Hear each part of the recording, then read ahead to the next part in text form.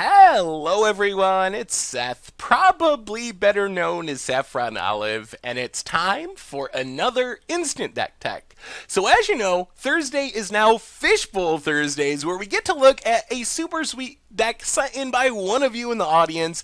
If you want to submit decks for future Fishbowl Thursdays, you can just leave them right in the comments. Send me a link to Goldfish or whatever site you use with your deck list. Definitely love to consider all your spicy brews. So this week's Fishbowl Thursday deck is called March of the Elephants and comes to us from Metal Monk. And Metal Monk deck is super spicy. Thank you so much for sending it in. I'm really excited to break it down.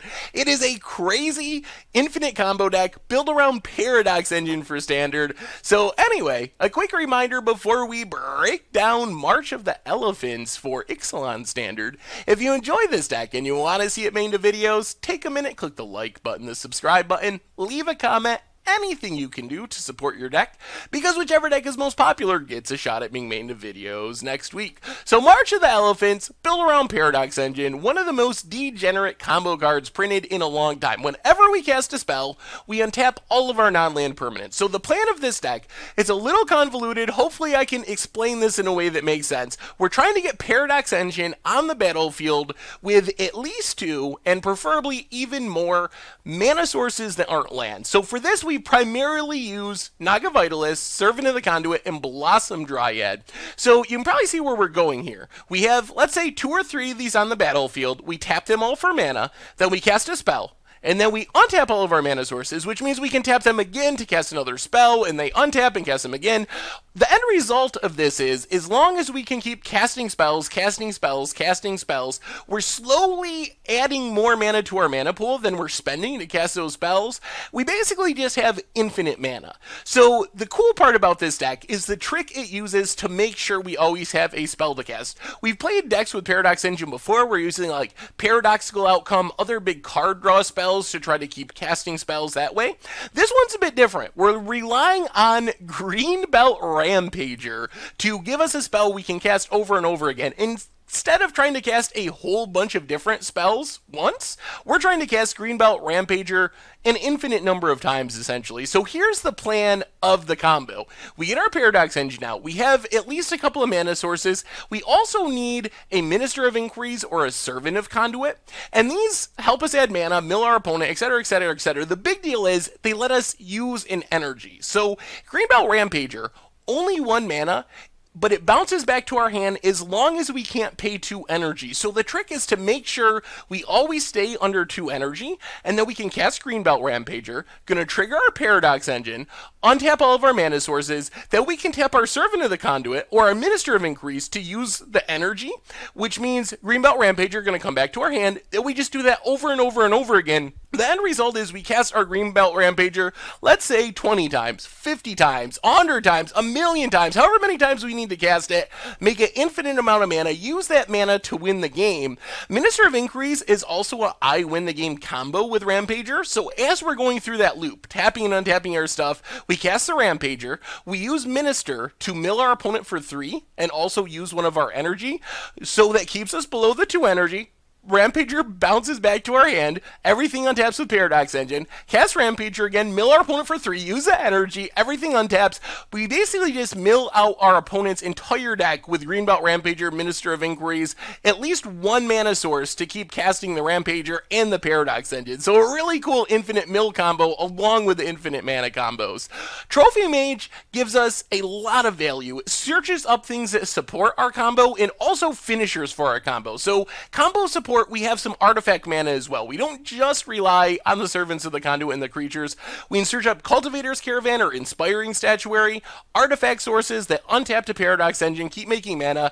Inspiring Statuary is super sweet because it allows us to tap our Paradox Engine for mana as well, and then Paradox Engine untaps itself when we cast a spell. So a neat little trick there. As far as finishers, we have Lifecrafter's Bestiary and Bantu's Monument. So Bestiary basically lets us draw our entire deck. We cast the Rampager, we tap our mana sources, we use one of our mana to draw a card, we also make sure that we keep using our energy like we were talking about. The end result is we just keep doing that, we draw our entire deck, which eventually finds us our finishers, wins us the game. Bantu's Monument just kills our opponent as we're casting our Greenbelt Rampager. Every time we cast it and go through that loop, we're draining our opponent for one, which means 20 times we cast Greenbelt Rampager, gonna gain us 20 life, drain our opponent for 20 life, hopefully just win us the game.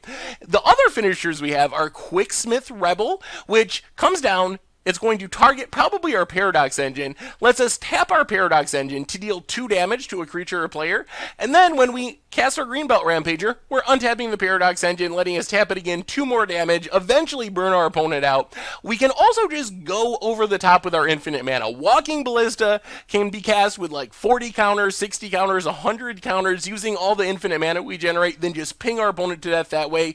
Cut to Ribbons, little bit quicker, less mana required than Walking Ballista. We can kill a creature with it, and then we just aftermath the ribbon side to drain away our opponent's entire life total with the infinite mana we're making with the Paradox Engine, Greenbelt Rampager, Servant of the Conduit combo.